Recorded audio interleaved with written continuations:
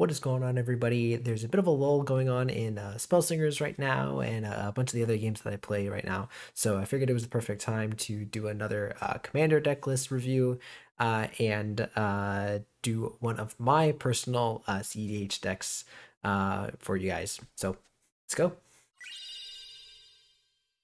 What up, what up, what up? Welcome back to my channel. I'm Roxora, and here we do all things magic and magic Spellslingers.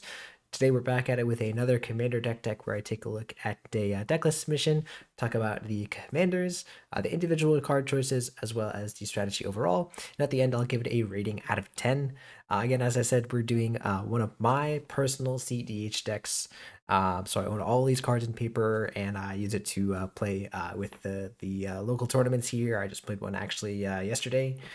Didn't do so well, but anyways, yeah.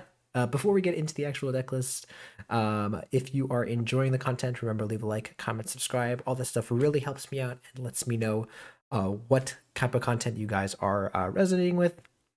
Also, you can submit deck lists. That really helps out this series. Again, I'm kind of, a little low on deck lists that I'm really interested in looking at and talking about.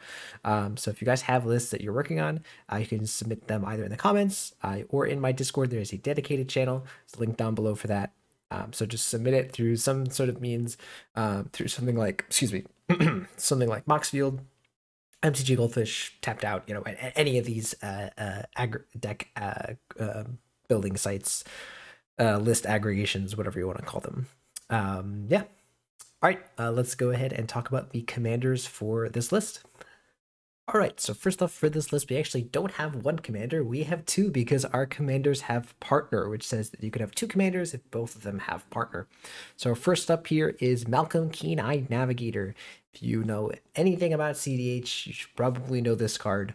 2 and a blue for a 2/2 legendary creature, Siren Pirate with flying, and then whenever one or more pirates you control deal damage to your opponents, you create a treasure token for each opponent dealt damage.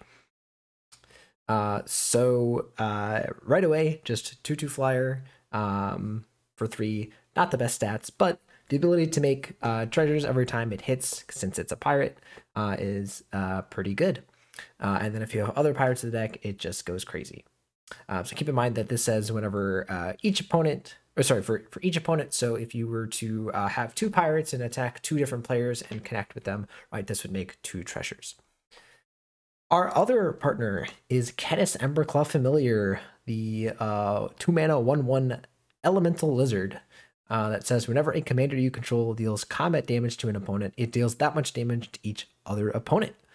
You might not initially understand what's going on here. Obviously, like, it's going to have Malcolm and Kediss, anytime they deal damage to one opponent, deal the same amount of damage to each other opponent as well. The keyword here, the key part here, is that Malcolm does not care about combat damage. Notice that there is no part where this says combat damage. Any amount that this card deals will make treasures. So with Kediss, it has the creature itself deal that damage. So when Malcolm hits the opponent, there's going to be a Kediss trigger and a Malcolm trigger on the battlefield. You can stack them in whatever way you like. It doesn't matter, right? The point is you'll get 1 from the original Malcolm trigger, and then Kediss's ability will resolve, and Malcolm will deal 2 damage to the other 2 opponents that you have at your table. And then Malcolm's ability will trigger once again, giving you 2 more treasures. So 1 attack from Malcolm will be giving you 3 treasures. So this is kind of like the strategy here is to use Malcolm, generate treasures, and of course, if you know anything about cEDH, we gotta talk about the elephant in the room, or I guess the minotaur in the room, and that is Glint-Horn Buccaneer. So this card looks pretty unassuming. It looks pretty weird if you aren't familiar with how this card works, but it is 1 red for 2/4 with creature that is a Minotaur Pirate. Pirate is the keyword. It has haste, and whenever you discard a card, Glint-Horn deals 1 damage to each opponent. So here's the big keyword with Malcolm. Again, Malcolm does not care about dealing combat damage. It just says dealing damage. So if you trigger this ability anytime, it will make you 3 treasures. The other part of Glint-Horn Buccaneer says 1 in a red, discard a card, draw a card, activate this ability only if Glint-Horn Buccaneer is attacking. So this is an easy 1-card combo with Malcolm, since you can attack, activate the ability, activate the activated ability, have the triggered ability happen, deal 1 damage to each opponent. Malcolm will then generate 3 treasures. Then you will have more mana to activate the ability again, continue to draw cards, continue to discard and activate the ability, netting you 1 treasure every time you do this, dealing damage equal to the number of cards in your library to each opponent.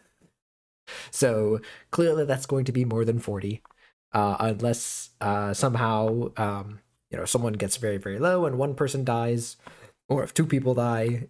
This doesn't work in a 1v1.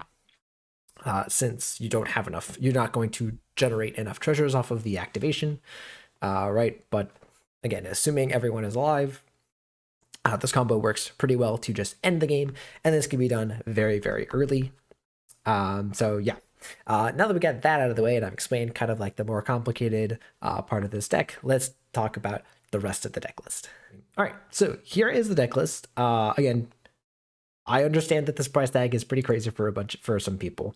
I will also say again that a lot of this comes from the reserve list cards, Lion's Eye, or not Lion's Eye, but cEDH Trainers, Volcanic Island, all of these things, Mox Diamond, right? So, don't necessarily need to, buy all these cards if your play group is proxy friendly. So just putting that out there. But again, it is a cEDH deck, so again, it is playing lots of expensive but powerful cards. So let's talk about the creature package here. We've got a bunch of interesting cards here. Some of them are more expensive than you might think for a format like cEDH. But again, because of Malcolm and Kediss, you will be able to generate a lot of mana. So we can play things like Consecrated Sphinx. Consecrated Sphinx, not a card you really see often in the cEDH space, unless you are playing big mana decks, right? So like, Kinnan, right, and some other decks might use Consecrated Sphinx, but generally speaking, this card's a little too expensive. Here, it's enough where we can play this, draw a bunch of cards, and potentially draw into Glint-Horn Buccaneer. Again, everything is in the kind of related to Glint-Horn Buccaneer, since this is the main way that X wins. There are a couple of backup win conditions that I'll talk about, but yeah. Of course, we're playing Dockside. Drift of Phantasm here is a uncounterable tutor for Glint-Horn Buccaneer. Gets a couple of other things in the deck, but really it's here to get Glint-Horn. Speaking of cards that protect our win, Gilded Drake. Speaking of cards that get Glint-Horn Buccaneer, Imperial Recruiter is a good one. Ledger Shredder's here just as a good card that draws us through our deck. We also are running Underworld Breach, so like Ledger Shredder works pretty well there, putting cards into our yard so that we can escape stuff. And then we get into some cool shenanigans here. So we have Magda Brazen Outlaw, which says whenever a dwarf you control becomes tapped, you make a treasure. Not really the relevant part. We care about the part that says sack 5 treasures and search your library for an artifact or a dragon card and put that card onto the battlefield. So you'll notice that we are playing Niv-Mizzet Parun, which is a dragon wizard, can't be countered, has a bunch of text, but the point is it says whenever you draw a card, it deals 1 damage to any target. So there is a really easy combo that you can do with this if you're familiar with this. Again, if you play cEDH or if you're familiar with Niv-Mizzet, you'll know that cards like Curiosity and Ovidian Eye cause a infinite combo, or I guess a pseudo-infinite combo, very similar to the Glint-Horn combo, where you draw a card, you deal a damage, Curiosity or Ovidian Eye triggers, you draw another card, you deal another damage, and you repeat this process until you have killed the table or you have drawn your deck. This is also why we have Tandem Lookout. So we have Tandem Lookout, Curiosity, and Ovidian Eye all in our deck. The other important thing about all of these cards is that they also do not specify combat damage, they just say deal damage. So also, if you have Malcolm and Kediss on the battlefield, you attack with Malcolm with any of these enchantments on it, or Tandem Lookout paired with it. You will make 3 treasures as you normally would, but you will also draw 3 cards, and that is just super, super powerful if you ever get it off. It's really, really powerful to kind of play this mid-game strategy instead of just trying to search for Glint-Horn Buccaneer as fast as possible. You just draw a bunch of cards, accrue, some counter spells in your hand, and then when you're ready, you find your Glint-Horn and then go off from there. The other interesting thing that I wanted to talk about with Magda is we also have a Masculine Nexus in the deck. And this is another card that you would look at and go, wait, what? This is not a, that's not a cEDH card. But here, Massive Nexus turns all of our creatures into pirates. So not only does it help with Malcolm's ability, but it will also turn all of our cards into dragons. So it means that we can get any card off from our deck off of Magda. This also means that it creates a couple of other combos in our deck. So obviously we can just get like Glint-Horn Buccaneer off of that, but also if we get Reckless Fireweaver and we somehow make an artifact, this will be considered a pirate, and then we'll trigger its ability, deal 1 damage to each opponent, trigger Malcolm, and again, doing the thing of making a treasure, dealing damage, doing damage, making a treasure, since this is a pirate. Yeah, so like that can all be done with just Magda and 10 treasures, right? Because you, I guess 15, because you'd have to get another artifact. Yeah, so like really it would have to be 15 unless you had an artifact or some way to make artifacts in hand. Maybe you haven't attacked with Malcolm yet, right? But if you have 10 treasures, you activate this once, you get Master Nexus, activate it again, get Reckless Fireweaver, and there, you're all set. Speaking of Reckless Fireweaver, there's also my kind of spice in the deck in pirated copy. This card is, again, pretty expensive for what it does, but it says it comes into play as a copy of any creature, except it is also a pirate, and then it also says whenever this creature or another creature with the same name deals combat damage to a player, you draw a card. So again, does the thing with Reckless Fireweaver where you make a pirated copy into a copy of Reckless Fireweaver, except that it's a pirate. It does the Fireweaver combo, but you can also put this on somebody else's Timna, Crom, any of these creatures that want to be attacking, Ragavans, right, or anything like that, and then all of a sudden, they start hitting people and you start drawing cards, and that's pretty cool. So I mentioned all of that.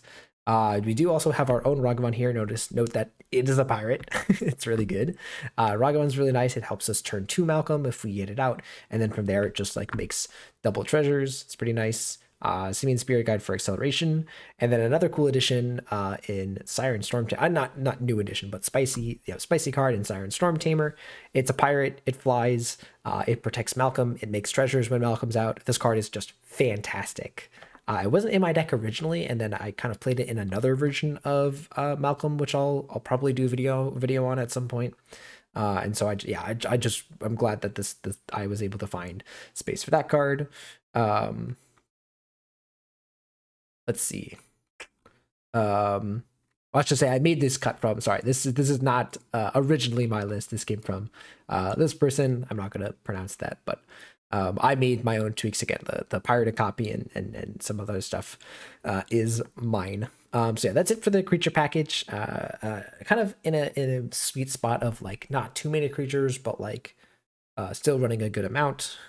Yeah, sorcerers here are pretty straightforward. We've got Gamble is a must-have. Get Probe is a must-have. Jessica's Will is a must-have. Merchant Scroll to find us some of our key instants here, which I'll talk about. Ponder, Rite of Flame to cast Malcolm. We've got Seagate Restoration as a draw spell. Shatterskull Smashing as removal, but also these are also just lands, which is really nice. Strike Wish doesn't look too crazy. It just kind of, again, casts Malcolm early. And then we have 3 wheel effects here.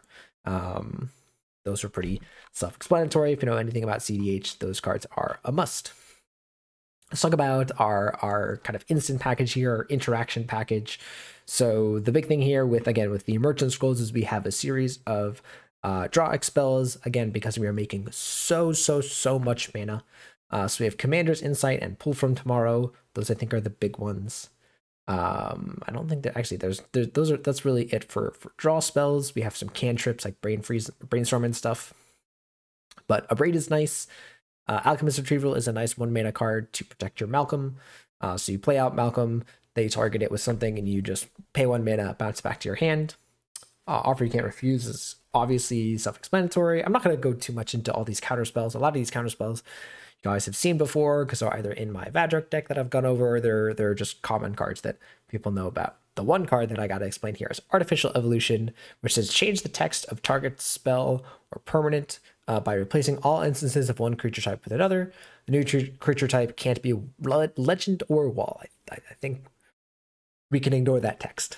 The big thing here is that this is, again, another combo with Reckless Fireweaver. You target it, you change the text to... Oh, sorry, not itself. You target Malcolm, and you change it to human. You can change it to artificer, probably human, since we actually do have some. I think there's another. Yeah, there's tandem lookout. There's pirated. Professional Facebreaker. Oh, I didn't go over professional Facebreaker, but that card's crazy. I think people know that card's good. That card's broken.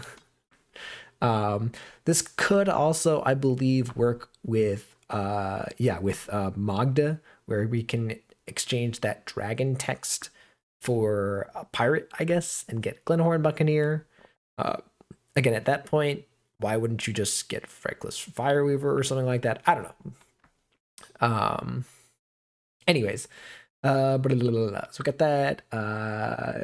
And then we have Brain Freeze here for the Underworld Breach, obviously. Psych Rift, Deflecting Swat, just all the counter magic here. Another interesting card in Delayed Fireball Blast.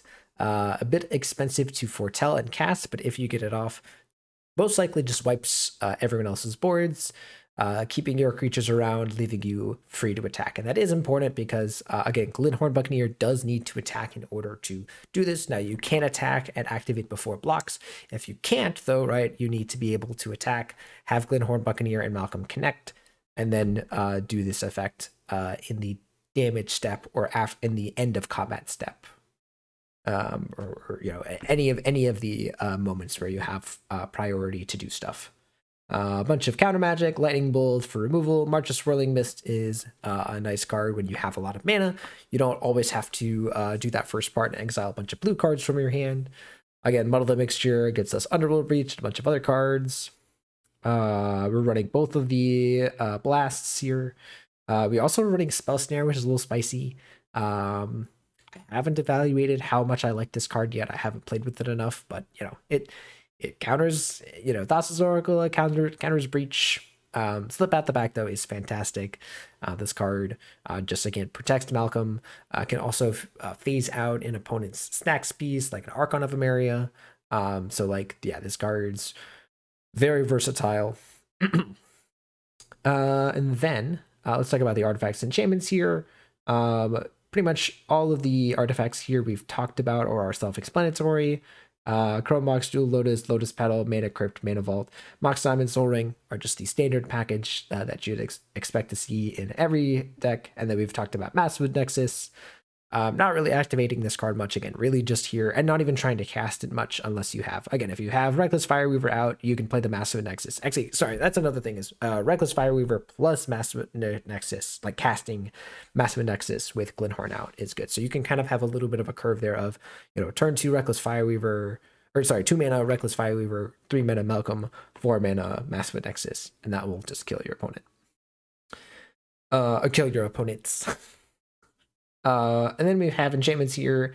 We've got, again, the Curiosity effects, as I've mentioned, Mystic Remora and Rhystic Steady. Obviously, we talked about Underworld Breach as a backup win condition. And then the stress down here is here to do what stress down does and stop your opponent's creatures at a key moment.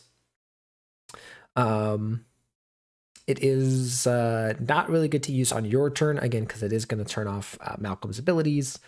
But again, if you hold this up during your opponent's turn, cast it when they have something really crucial, like a Dockside Extortionist, flash in, dress down, you get a card off of it, and then your opponent doesn't get the trigger. Lands here, there's nothing really special except for City of Traders and Ancient Tomb. These cards are really important to have in your deck, especially in the Malcolm Kediss versions of these builds, of these Malcolm decks, I should say, because you really want to cast Malcolm as early as possible so that you can follow it up with Kediss and Counter Magic and start generating lots and lots of mana. What was I going to say? I did want to mention some omissions from the deck. So I mentioned Underworld Breach, but notice that we do not have Lion's Eye Diamond anywhere in here. And that's because you can do the same thing with Lotus Petal. And again, you really should not be trying to breach that early. Obviously, if you have 2 of the 3 cards in your hand, you can like gamble, and you have gamble, you could gamble for the other piece and try and do it. But again, most of the time it's correct to just try and cast Malcolm and do the Glint-Horn Buccaneer combo. It's just way more straightforward. A lot of people will not have counter magic up for Glint-Horn Buccaneer. They will have, if they have anything, right, will have removal for it. And so, that is again why we have things like Siren Storm Tamer, Deflecting SWAT. These cards are really important to have in your hand while you're trying to go off. I don't know of any other omissions. That was like the biggest one. Oh, there's no 2-mana rocks. There's no Arcane Signet, no Felwar Stone, Is It Signet, Talisman of Creativity, right? None of those cards in here because again, we're making so much mana off of Malcolm already.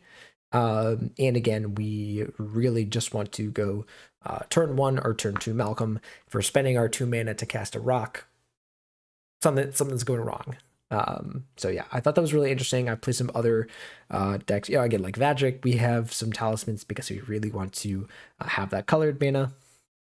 Right, whereas here we just need 2 colorless and a blue source to cast Malcolm. So really, like, all you need is, like a City of Traders and a Lotus Petal, City of Traders and a Chrome Mox, and and that's all you need. So it's pretty easy to cast Malcolm on turn 1, or if at the very least you should be casting it turn 2. If not, you should probably not have kept that hand. In playing this deck, I am mulliganing straight to any hand. Like I am shipping any hand that doesn't do that. I'll do it very aggressively.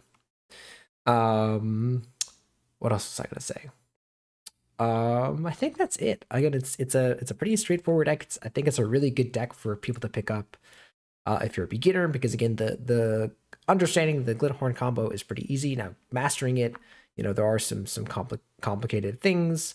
And again, like, knowing when you can go for it and all that stuff can be a bit more complicated. But that's the deck. Again, game plan is pretty straightforward. Cast Malcolm, cast Kediss, make lots of mana, generate value through your curiosity effects, through your draw spells like Commander's Insight, and then go for any one of your combos after you have drawn enough of your counter magic. So what are the good things and bad things about this deck? Well, number 1, it can be very aggressive. It can be very explosive, right? If you have a turn 1 Malcolm with something like, again, Mox Diamond into a City of Brass as your land for turn, you can go for the Glint-Horn Buccaneer combo as early as turn 2, assuming your opponents don't have the correct amount of blockers, because again, as I mentioned, Malcolm will make 2 treasures if your opponents hit, if your opponents are hit by if 2 different opponents are hit by pirates, right? So you cast Malcolm turn 1, turn 2 you play Glint-Horn Buccaneer, you hit 2 different opponents, one with Malcolm, one with Glint-Horn, and you make 2 treasures after the damage is dealt, and then after damage, but still in the middle of combat, you can still activate this ability, right? As you can see, I have a whole bunch of experience with this combo and with this deck, so like that I know a bunch of these intricacies. Might not. So like, yeah, that is something like you can do as early as turn 2, right? So this deck can be very, very explosive, but at the same time, it can also draw a crap ton of cards just by using Malcolm and Kediss to enable the curiosity effects. You can cast Consecrated Sphinx or just draw a bunch of cards. So, you can kind of play very flexible depending on what's going on. Now, the one thing I'll say is that there are a lot of things wrong with this deck. The number one thing is that it relies heavily on Malcolm. If Malcolm is stolen somehow through a Gilded Drake or is disrupted by a Dranith Magistrate or something like that, deck can still play cards, right? Again, we can play things like Magda, we can play things, we can eventually maybe cast Niv-Miz or something like that. We can play Docksides maybe to do it. But as you can see, like, the main game plan is to use Malcolm. So for cutoff from Malcolm through whatever reason, the deck gets that much weaker. The other thing here is that we're locked into just Izzet colors. So I have some other Malcolm decks that I've seen that are out there. So obviously, if the cEDH people will be familiar with Temur Pirates. I also play a Jeskai version of it using Bruce Tarl. So like, I think there are better options for color pairings for Malcolm. Obviously, Kediss is nice. You could consider running Kediss maybe in the 99 or whatever of or 98 of another build. I don't know. I'm just spitballing here, but yeah, I've been, since playing the Jeskai version, I think this version is just a lot weaker than that, or maybe a little more limited. The other reason for that is this deck does not play well when we are playing against some form of stacks lists. If they play things like Stony Silence, or even things like Grafdigger's Cage, Dranith, again, Rule of Law effects really mess with us.